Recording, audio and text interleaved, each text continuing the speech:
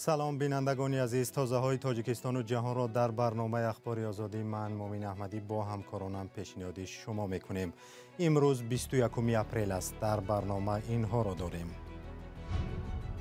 پرزیدنت روسیه امر داده است که نیروهای کشورش از حمله به آخرین سنگری حامیان شهر ماریوپول خودداری نموده محاصره کارخانه آزوفستال را ادامه دهند. شهروندان تاجیکستان برای کار به بریتانیا جلب می شوند. میگویند شرایط کار از روسیه فرق می کند. فقط گرمدگیش همین که 6 ماه 6 ماه این انا تقریباتش کمی در کمه. دهقانی بلجوانی میگوید اذیت او و فرزندش در رابطه با بحث زمین قصاصگیری منصبداری سابق است. با مادرم قسم میگه که من تراولی میو محکم میکنم. این رنگی نمی زکاس کردگی اوری. برنامه را از خبری از تحولات اخیر در اوکراین آغاز میکنیم. ولادیمیر پوتین پرزیدنت روسیه دستور داده است که به کارخانه آزوفستال در ماریوپول که آنجا صدها نظامی و غیر نظامی در محاصره قرار دارند حمله نکنند. او گفته است نظامیان محاصره شده اوکراینی باید خودشان سلاح‌هایشان را گذاشته تسلیم شوند. وزارت مدافعه روسیه اعلام کرد که ماریوپول را پوره زیر نظارت درآورده است. شهری در گذشته آباد ماریوپول پس از حمله‌های روسیه به خراب‌بازار تبدیل یافته است. آخرین حامیان شهر در محاصره‌اند و میگویند وضعیتشان تباه است.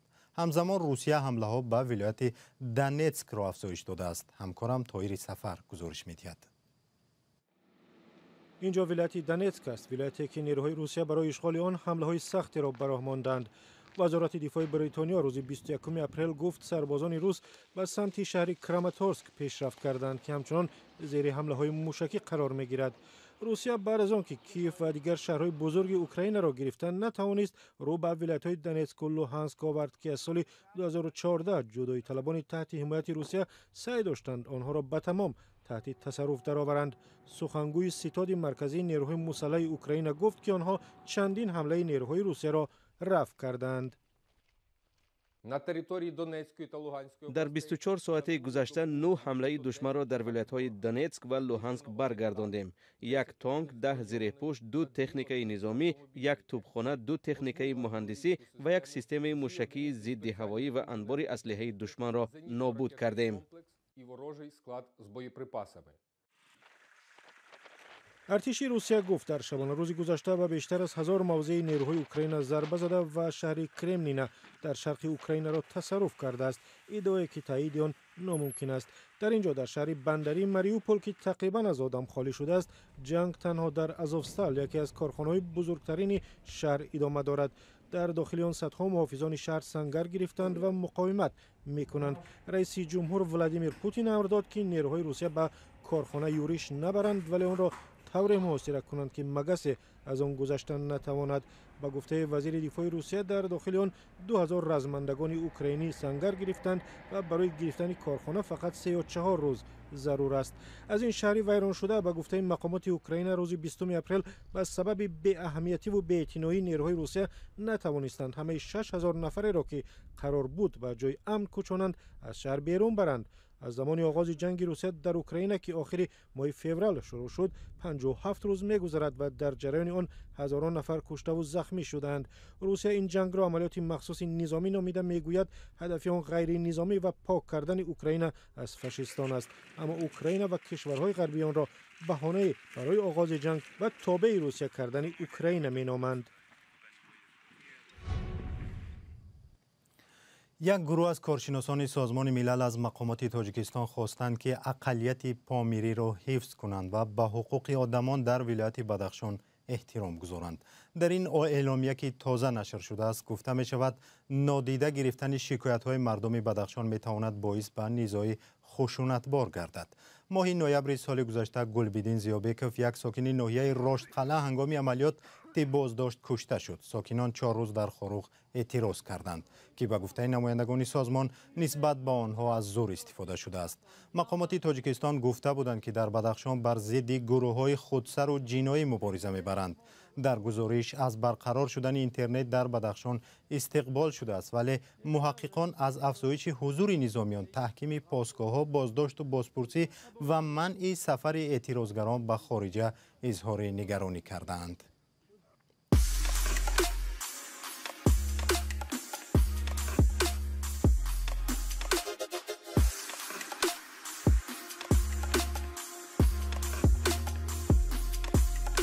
همه چیزی که میخواهند و میخواهید در اینجا هست. تازه ترین اخبار، گزارش های ویدیویی، شرح حادثه و تحقیقات ژورنالیستی. زمینه رادیو آزادی را نصب کنید و همه این را با انگشت زدن به تلفن هوشمند خود به دست بیارید. یک شرکت از شهروندان تاجیکستان را برای کار در بریتانیا جلب می کند. حالا که شرایط کار در روسیه مشکل شده است، شهروندان تلاش رفتن به کشورهای دیگر را دارند و اعلان این شرکت برای کار در بریتانیا توجه بسیاری ها را جلب کرده است. در 5 روز 1000 نفر خواهشمندان کار در بریتانیا به این شرکت مراجعت کردند.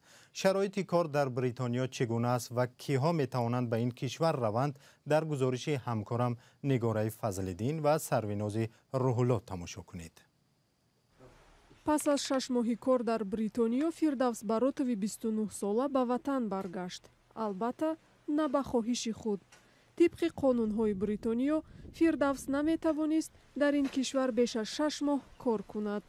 сабзӣ шинондем, хишова кардем, чеснок хишова кардем, чеснок шинондем, капуст тамоми намудша шинондем, гулкарам, капусти ҳар хел чанд намудо шинондем. бо то омаданмона капустое чиндем, қариб ки ҳамаша. баъд сроки мо тамом ки шуд, мо ҷавоб додам.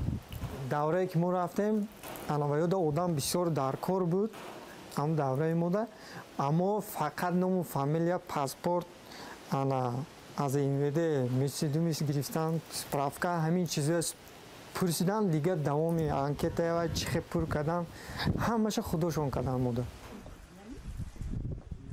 фирдавс аз кор дар бритониё таъриф мекунад.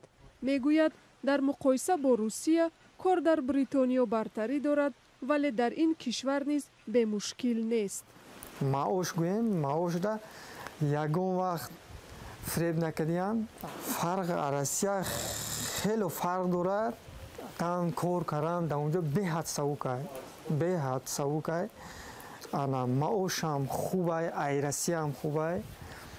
фақат гармдагиш ҳамин ки 6 моҳ ай. 6 моҳда ин пакриватуш кам даркам ай.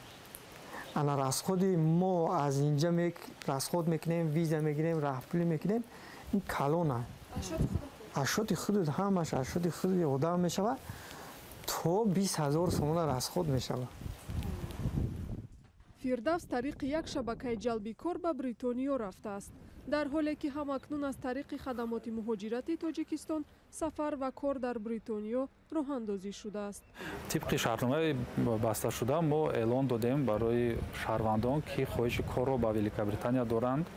дар натиҷаи ба қайдгирии шаҳрвандон зиёда аз 1000 нафар муроҷиат карданд ки мо онҳоро ном ба ном сабти ном кардем дар базаҳои марказа мо. пас аз ҷониби ширкати профорс коршиносон даъват шуда ба шаҳрвандоне ки хоҳиши кор доштанд ба онҳо суҳбати телефонӣ гузаронданд.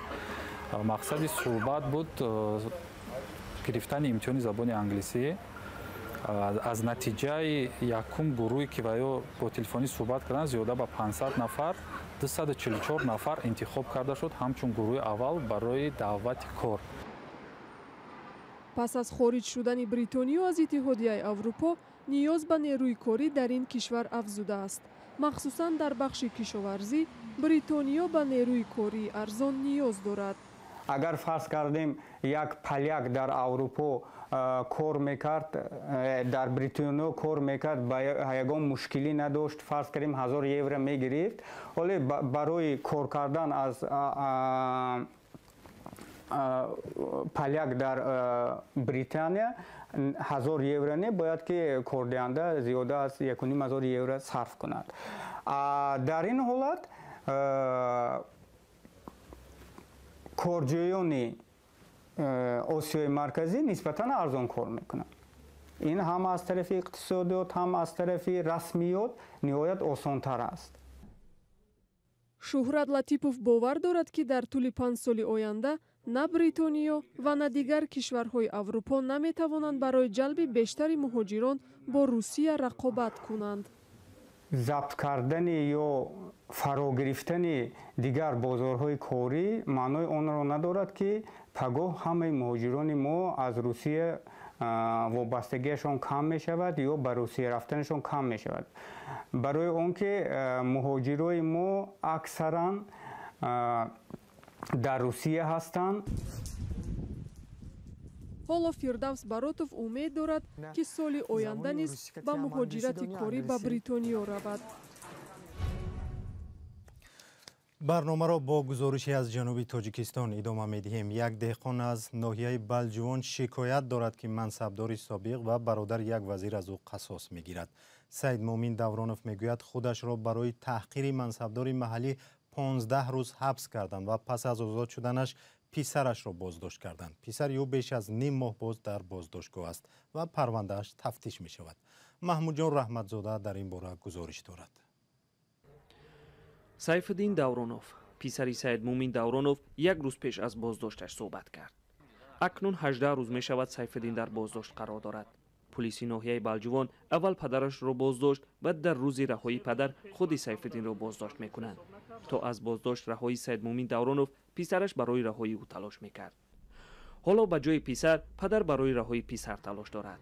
хонаводаи Давроновҳо ин боздоштҳоро фармоишӣ медонанд. бачаи мара мисол дела кардан ина мисол мара худм озод кардан оли мара бо таҳдид кардесай ки оли ту будшидагӣ нестай оли ма тра бо миёрум маҳкам мекунам ман мисол ба модарам қасам ки ма тра оли миёрум маҳкам мекунам ба модарам қасам мега ки ма тра оли миёрум маҳкам мекунам и ранги нами закас кардагӣ ори.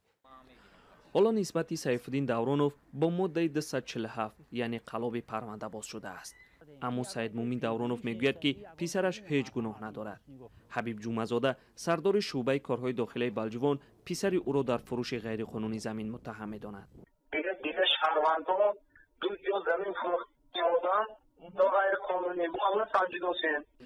чизе ки сардори милиса мегӯяд, хонаводаи Давронов онро рад мекунад. иттиҳоме ки ба гуфтаи Саид Муъмин нисбат ба писараш эълон шудааст, ба ҳеҷ қавонин рост намеояд. бачаи ма кумитаи идораи замин набоша, дар ягон ҷо ҳаққи имзо надошта боша. хонаводаи Давроновҳо мегӯяд ки парвандасозӣ ва ба ҳабс гирифтани онҳо баъди расонаӣ шудани баҳсашон бо Ҳасан Иброҳимзода, муовини собиқи раиси ноҳияи Балҷувон ва бародари Азим Иброҳим оғоз шуд. ҳамсари Саид Муъмин мегӯяд ки сардори милиса ба ӯ гуфт ки набояд бо радиои озодӣ суҳбат мекарданд. радио озодӣ не хелияй мега душмани ҳукуматеш мо мерем баромад ки радио Тоҷикистон гӯшмо накна. ин иддаое ки аз сӯи хонаводаи Давроновҳо ҳоло мешавад, сардори милиса онро рад кард. ӯ гуфт ки ин хонаводаро танҳо барои фурӯши замин тафтиш доранд. сардори милиса ҳатто гуфт ки ширкати мармарӣ заминҳои Давроновро кашида гирифтааст. ин ҳам боғи Давронов аст ва ӯ гуфт ки баръакс ширкати мармарӣ ба онҳо боз 1 гектар замин барои кишти гандум ҷудо кардааст. мармарӣ оли айрӯзе ки дар ҳамин ҷо фаъолият дора ба мо кор надора. мо боғ кардагем 12 гектар заминда замини кишт надоштем, бо ба зами ӯ боғи кардагимон дар дастмон фаъолият дорем, меҳнат дорем дар боғмон, бо ба зами ӯ 1 гектар замини кишти дигамон додан ки ин ҳам кӯдакони Сайфиддин писари Саид Муъмин аст. Саид Муъмин мегӯяд ки барои раҳоии фарзандаш тамоми корро хоҳад кард. 2 рӯз қабл писарашро ба боздоштгоҳи муваққати Қулоқ интиқол доданд. Маҳмудҷон Раҳматзода, Озодӣ, ноҳияи Балҷувон.